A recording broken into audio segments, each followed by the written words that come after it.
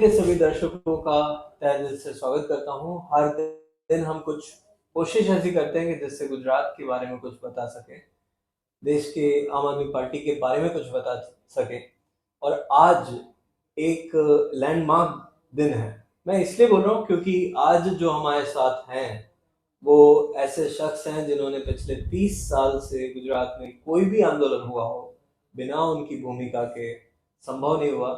और जब बात किसानों की आती है तो कई बार हम लोग ये सोचते हैं कि किसान का ये नेता है, वो नेता है, लेकिन जब मैं देखता हूँ गुजरात को, जब मैं गुजरात का इतिहास देखता हूँ, तो चाहे वो आदिवासी एरिया में किसानों के लिए कोई आंदोलन हुआ हो, चाहे वो सौराष्ट्र में हुआ हो, चाहे नॉर्थ गुजरात में हो, चाहे वो कच्छ में हो, हर जगह एक नाम कॉमन आता है और वो नाम है सागर भाई गबारी।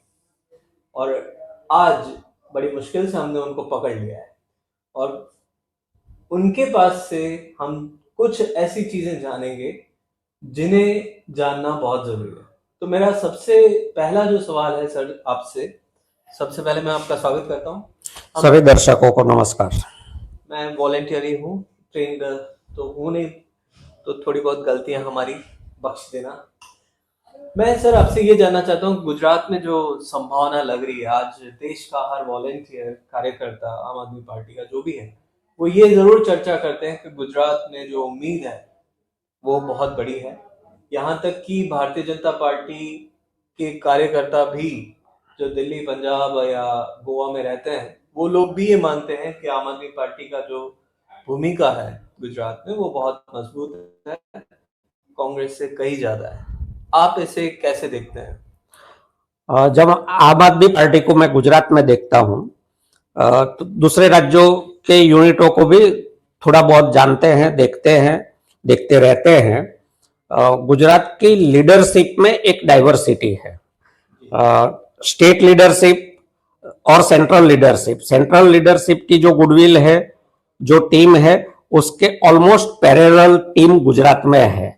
यहाँ ज्यादातर जो भी लीडर है आम आदमी पार्टी के स्टेट लीडरशिप में, उनकी अपनी पहले से कोई ना कोई पहचान लेके आए हैं, लोगों के बीच में कोई ना कोई एक काम करके आए हैं जिससे कि लोग उनको जानते हैं।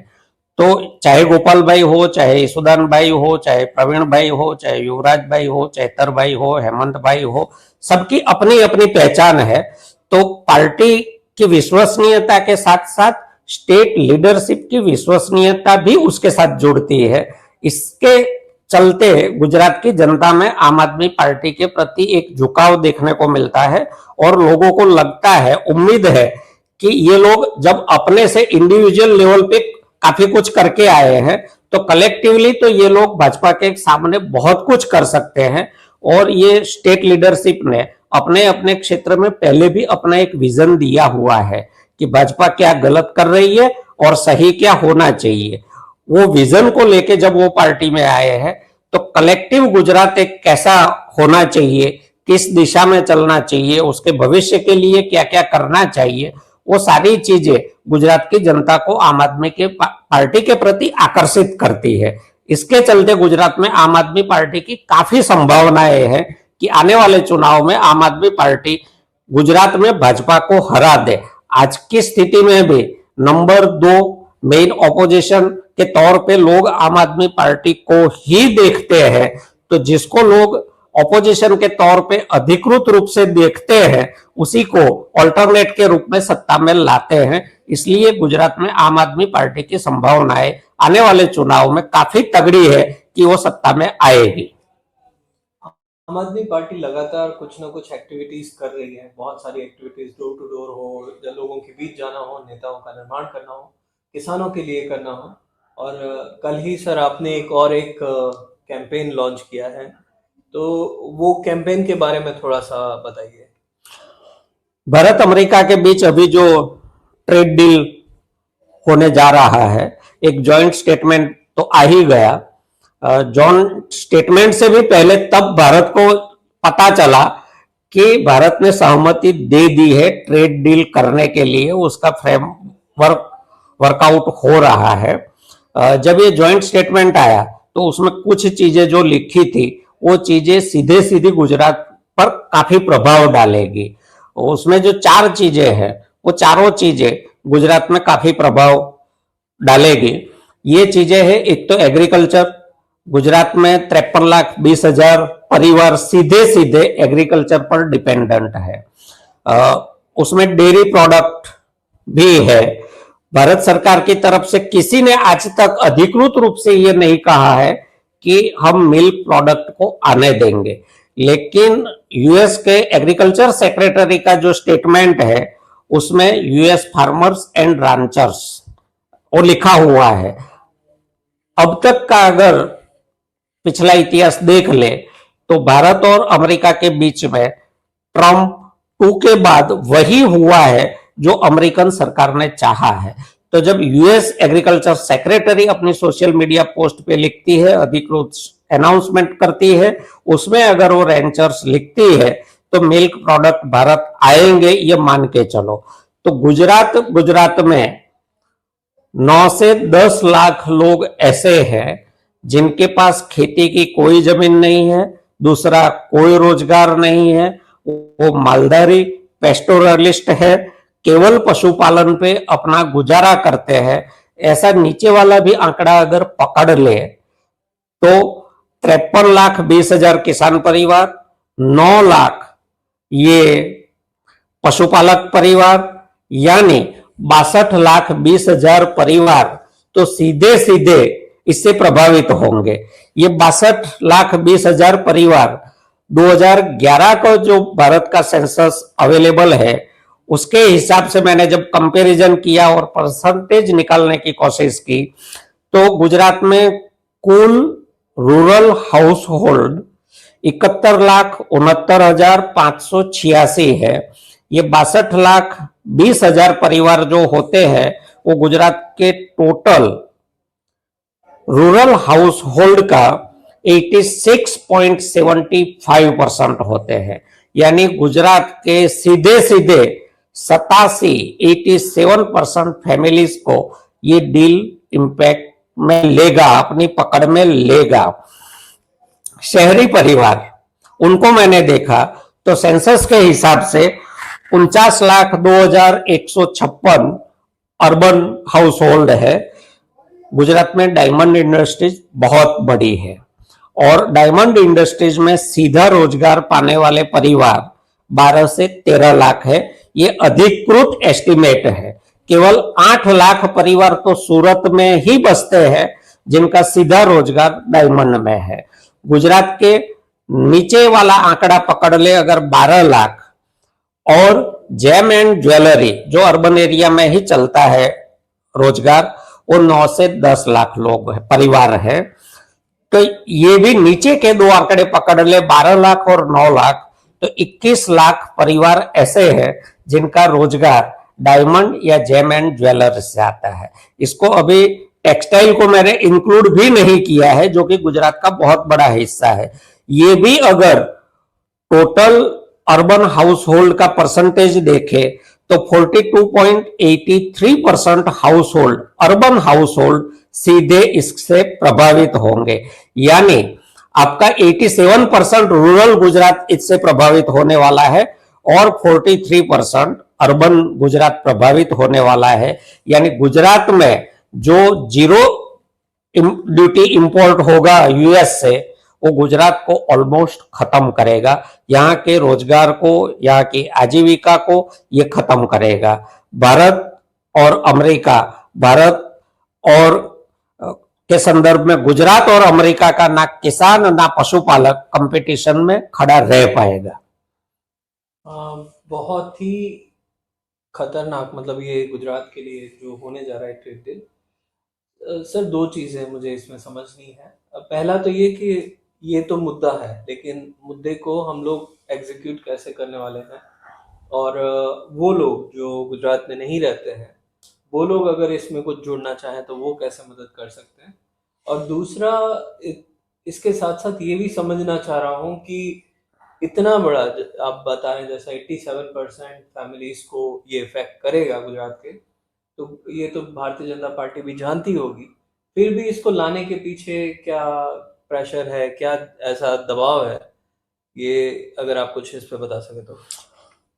अभी जो भारत और अमेरिका के बीच जो व्यवहार चल रहा है वो इक्वल पार्टनर्स वाला व्यवहार नहीं है।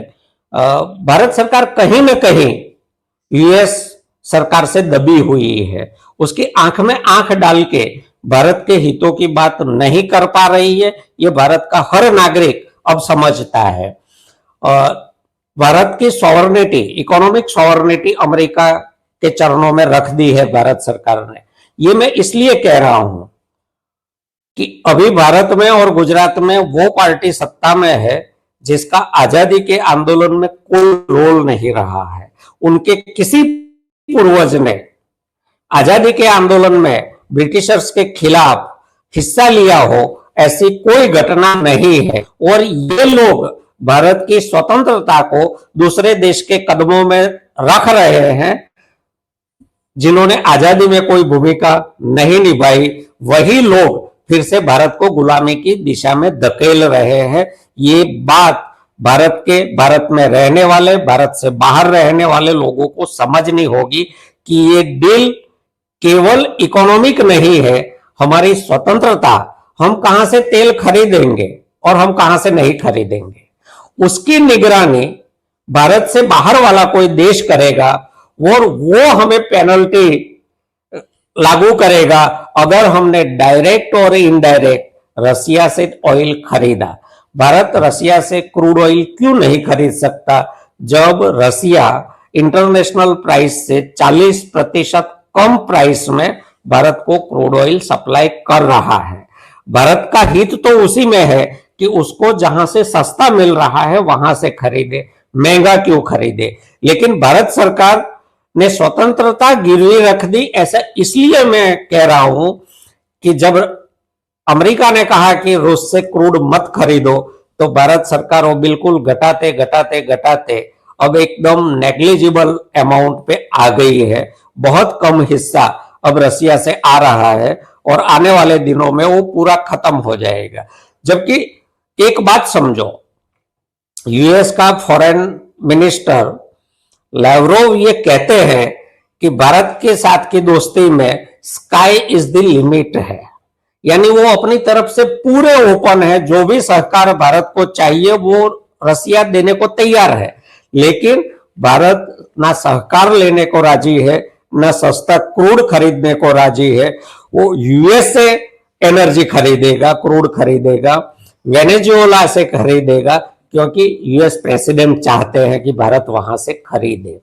और ये उनकी केवल इच्छा नहीं है, इसके मॉनिटरिंग के लिए उन्होंने 4 मेंबर की कमेटी यूएस में बनाई है जो निगरानी रखेगी। और अगर भारत ने डायरेक्ट और इनडायरेक्ट रसिया से क्रूड ऑयल खरीदा तो टैरिफ लगाएंगे, रेसिप्रोकल टैरिफ लागू करेंगे। यानी आज जो वो घटाते घटाते 18% की बात कर रहे हैं, उसमें 25% ऐड करके भारत से होने वाले एक्सपोर्ट पर 43% टैरिफ लागू हो जाएगा। भारत सरकार दबी हुई है, ऐसा इसलिए भी कह रहे हैं कि पहले भारत से होने वाले एक्सपोर्ट पे एवरेज 3% टैरिफ लगता था। जेनरिक मेडिसिन वगैरह तो 0% टैरिफ पे यूएस में एक्सपोर्ट होती थी। भारत का यूएस के साथ का जो ट्रेड है वो सरप्लस है। अब भारत $500 बिलियन का अमेरिका से खरीदेगा, माल सामान सब कुछ। भारत क्यों खरीदे और ऐसा कमिटमेंट भारत सरकार क्यों दे सकती है एडवांस में? भारत को जब भी जिस चीज की जरूरत हो, भारत दुनिया के बाजार में देखे, जहां से उसको सस्ता मिल रहा है वहां से भारत क्यों ना खरीदे। और अमेरिका को भारत अभी से क्यों कमिटमेंट दे, जबकि अमेरिका कोई कमिटमेंट नहीं दे रहा है कि हम भारत से इतना खरीदेंगे। ये वन साइडेड कमिटमेंट है, ये डिक्टेटेड कमिटमेंट है। हमको क्या करना है वो डिक्टेट यूएस कर रहा है। और वही चीजें भारत के सार्वभौमत्व के लिए खतरा है, भारत के आर्थिक भविष्य के लिए खतरा है, भारत के लोगों की आजीविका के लिए खतरा है। और अभी जो जिस तेजी से टेक्नोलॉजी बदल रही है, मैंने कल ही एक आंकड़ा निकाला, एआई की मदद से भारत की टॉप की 5 आईटी इंजीनियर को ले ऑफ दिया। यानी कि आईटी सेक्टर एआई के चलते धीरे धीरे नीचे आ रहा है। जो काम आईटी इंजीनियर कर रहे थे वो भी आसानी से एआई की मदद से हो रहा है। ऐसी परिस्थिति जब आपकी कृषि खतरे में है, पशुपालन खतरे में है, उसके बाहर के रोजगार खतरे में है, तब आप अपने देश को आर्थिक अंधकार में डुबाने वाला भविष्य ट्रेड डील क्यों साइन कर रहे हो। ये सारी चीजें दिखाती है कि भारत की सरकार चाहे एप्स्टीन फाइल के वजह से दबी हुई है या अदानी के केस के चलते दबी हुई है, कोई तो एक चीज है जिसके चलते ट्रम्प हमारी सरकार को डिक्टेट कर रहे हैं और हमारी सरकार उसको फॉलो कर रही है। ये थे Sagar Awari ji. Sir thank you so much. आपने जो आपका भी बहुत बहुत धन्यवाद। आपने जो बेबाकी से बात कही, हमें काफ़ी कुछ सीखने को जानने को मिला है। मैं सभी दर्शकों से जो भी ये इंटरव्यू देख रहे हैं, अगर आपको ये वीडियो पसंद आया है तो ज़रूर आप अपने दूसरे साथी तक इसे शेयर ज़रूर करें, ताकि गुजरात से हम आपको कनेक्ट कर सकें, गुजरात के नेताओं से परिचित करा सकें। 12-15 घंटे काम करने वाले जो नेता हैं यहाँ के, उनके कारण गुजरात नंबर 1 बनने के लिए जा रहा है। धीरे धीरे जो संगठन जिस तरीके से बन रहा है, उसके पीछे जो सर ने बताया कि लीडरशिप यहाँ पर है, पर मुझे लगता है कि इसमें एक शब्द और जोड़ना है, हार्ड वर्किंग लीडरशिप है। जो बहुत नसीब वाले कार्यकर्ताओं को ऐसे लीडरशिप मिलती है, मैं उनमें से ही एक हूँ। अगले एपिसोड में फिर से हम मिलते हैं कुछ रोचक जानकारियाँ लेके गुजरात की। तब तक के लिए आप सभी का तहे दिल से शुक्रिया।